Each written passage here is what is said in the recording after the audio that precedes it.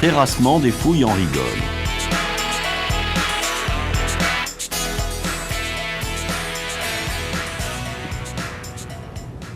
Les fouilles sont tracées au plâtre.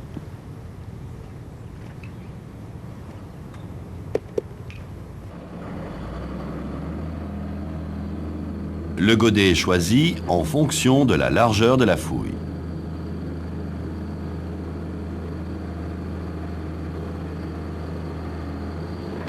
Lors du terrassement, une poche d'air avec de l'eau est découverte. Toute modification dans l'aspect du terrain est signalée au chef de chantier.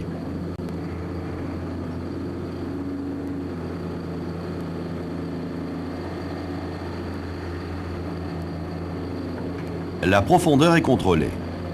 Cette profondeur respecte la cote hors gel.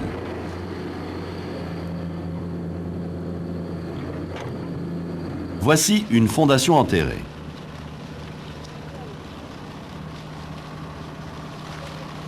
Sous l'action du gel, l'eau contenue dans le sol gonfle la terre, augmente le volume et fait monter l'ouvrage. Le dégel fait redescendre l'ouvrage.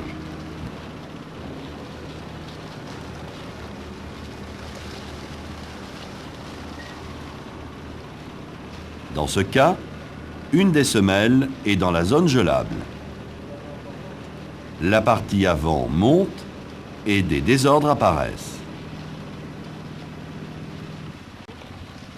Les fondations doivent être assises sur un sol hors gel.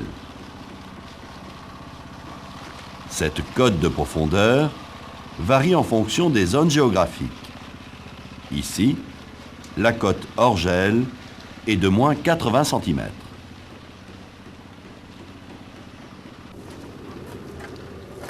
Le fond de fouille est nettoyé pour enlever la terre décomprimée. Les piquets correspondent à la rase du béton de propreté. Ces points servent aussi de guide pour maîtriser la profondeur du terrassement.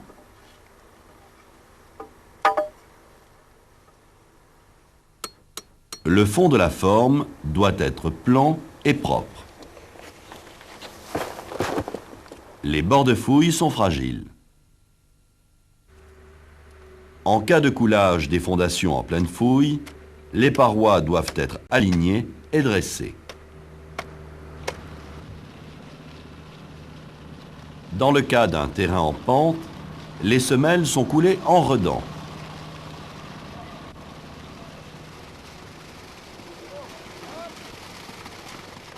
Le béton de propreté est coulé immédiatement après le terrassement pour empêcher la décompression du sol. Le béton de propreté est nivelé.